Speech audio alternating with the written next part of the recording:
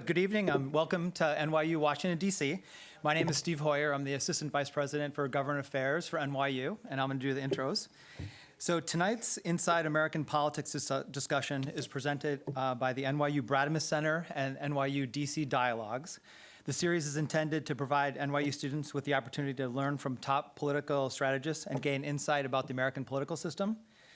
So tonight our distinguished panelists will assess the current political dynamics driving American public opinion and provide an insider's analysis about the upcoming midterms on November 6th. So as each of our panelists have kind of a lengthy resume, I'm just going to provide a brief intro for everyone else, for everyone on the panel. I'll start with Ron Christie. He's the founder and president of Christie Strategies, LLC. Ron previously served in the White House as a special assistant to President George W. Bush. He's also a member of the NYU Brademas Center Advisory Board.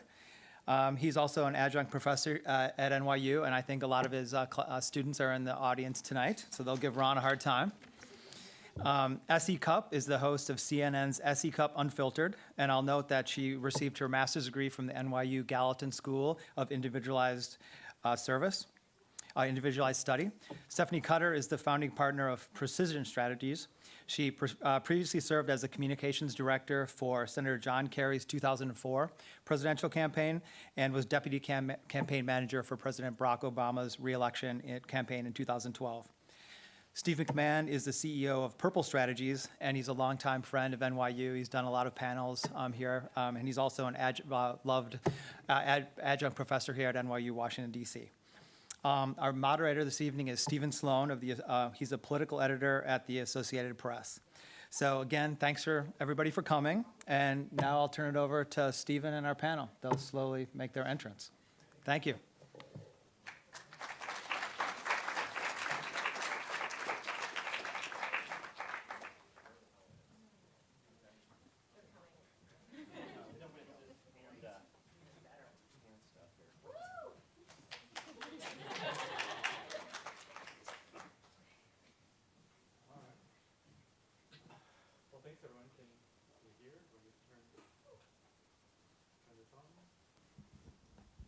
Can you hear okay? All right, there we go. Now I've learned the trick. Thanks everyone for being here. 13 days away from a midterm, pretty big time to have a conversation about politics, so thanks to our distinguished guests and NYU for having us. So I might just start by kind of going around and introducing ourselves and maybe saying a little something about how you got into politics. Stephanie, would you like to kick us off?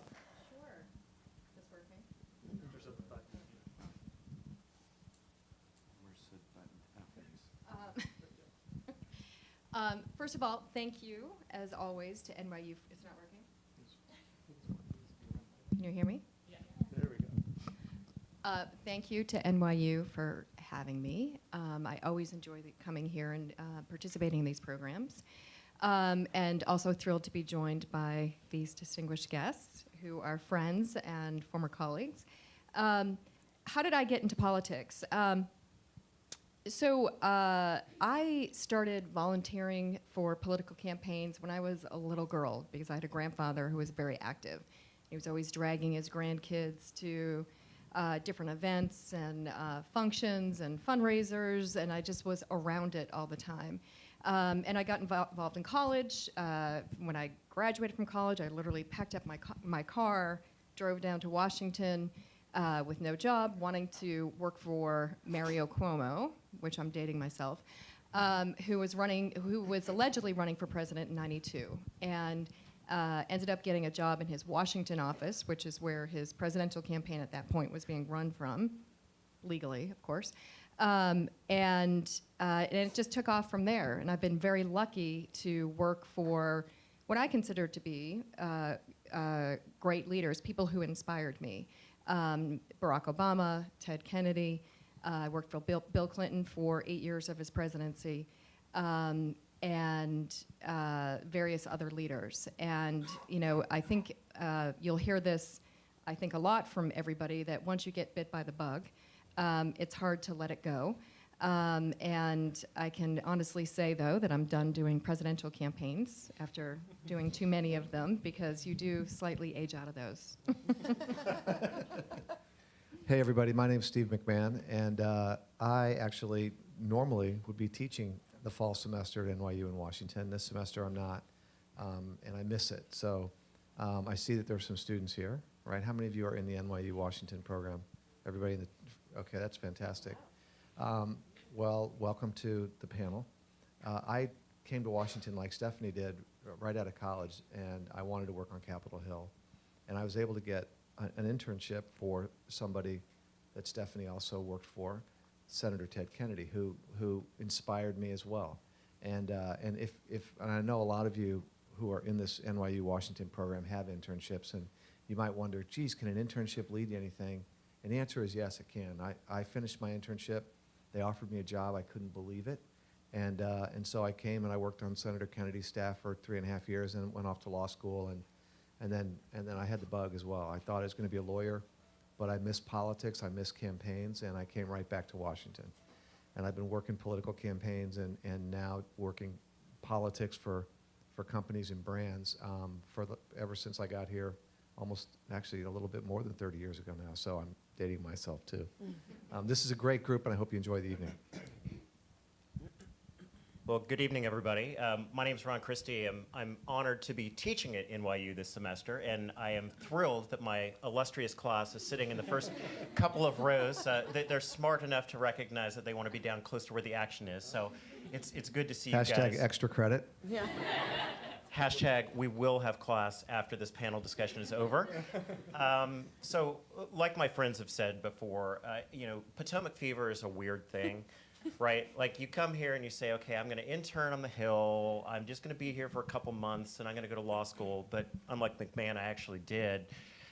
And then Ooh, I did too. Yikes. Shade. I know.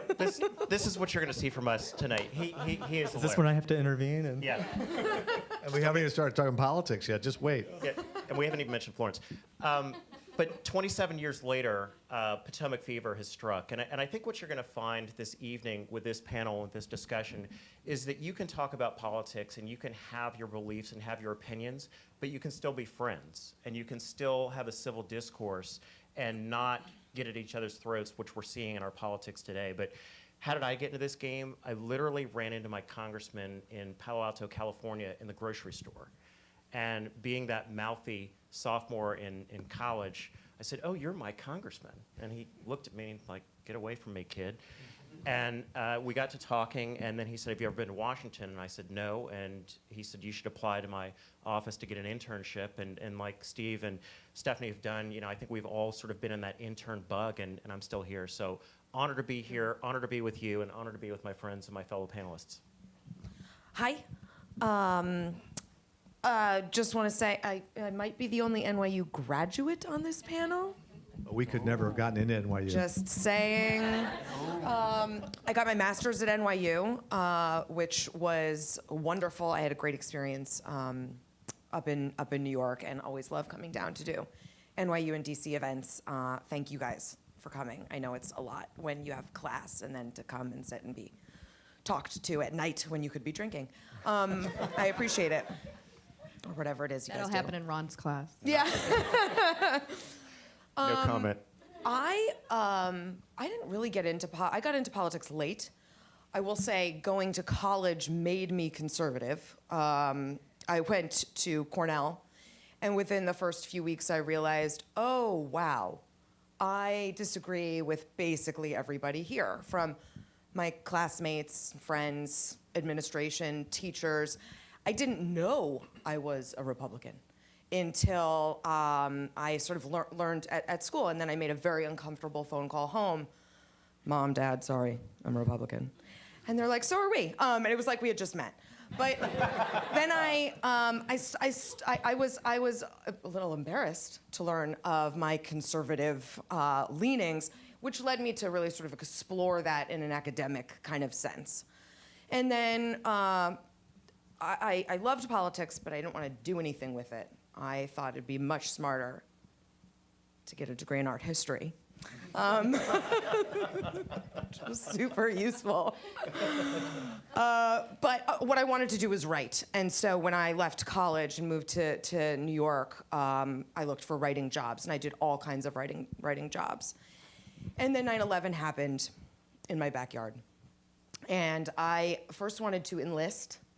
My parents told their only child no. Then I wanted to join NYPD. Again, they said, please find something more productive to channel this patriotism and desire for service. And having no skills other than writing, I said, okay, well, I'll just write about it. And so I started writing about politics. That turned into a book that I wrote, which turned into some TV jobs, which turned into some columns and other writing jobs. And now I'm just super lucky to have turned this into a career. It's a privilege to talk about politics and write about politics and issues that matter to a lot of people for a living. Well, thank you, everybody. Great way to start off the evening. Feels like it might be good to just kind of start with the news of the day, the really unfortunate news of the day. Ron was talking about how important it is to be able to talk across party lines, and that just doesn't seem like that happens anymore. And today, these attempted attacks on the Clintons, the Obamas, CNN, where you see SE a lot, and my former employer until earlier this summer. It just 13 days ahead of the election, things feel really hot right now. And how do we? Is there a path forward? Is there a way to, in the next 13 days and beyond, kind of take the temperature down? SC was in the newsroom at CNN today when it happened, so why don't That'd be you? great. Well, yeah, it's a scary thing to be targeted, obviously, by some lunatic. But it's also a scary thing to be targeted by a government, to be targeted by a president who calls us out all the time, jokes about body slamming reporters. That's scary too, and it's just words until it's not. And so it feels like a very fraught time to be in media in particular, but also just in politics in general. I wonder if it feels as a voter as fraught. I'm sure for some people it does. I get asked this all the time, how can we be more civil? I'm not sure there's that appetite.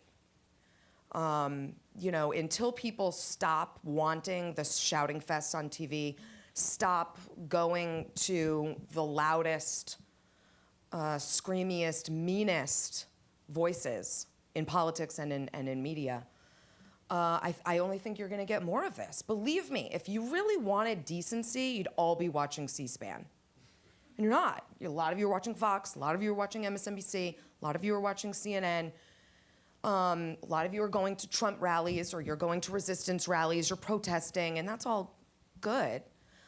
But I'm just not sure there is an appetite to take the temperature down as much as I wish there were.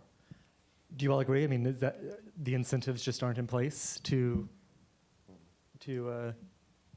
Well, there are so many disincentives Right. to take it down. Just the state of our country is very divided, and you can see that in the polling coming into the midterms in terms of both sides being extremely energetic for very divisive issues. And as he said, Trump is not the sole cause of this. Trump is the result of this, and he has certainly taken it 10 steps further.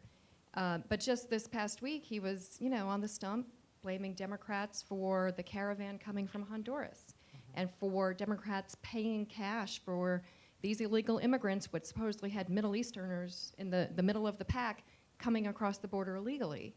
That rhetoric, obviously, those are lies, not true. We've never had a president of the United States stand at a presidential podium, because even though he's at political rallies, he's got that seal in the front,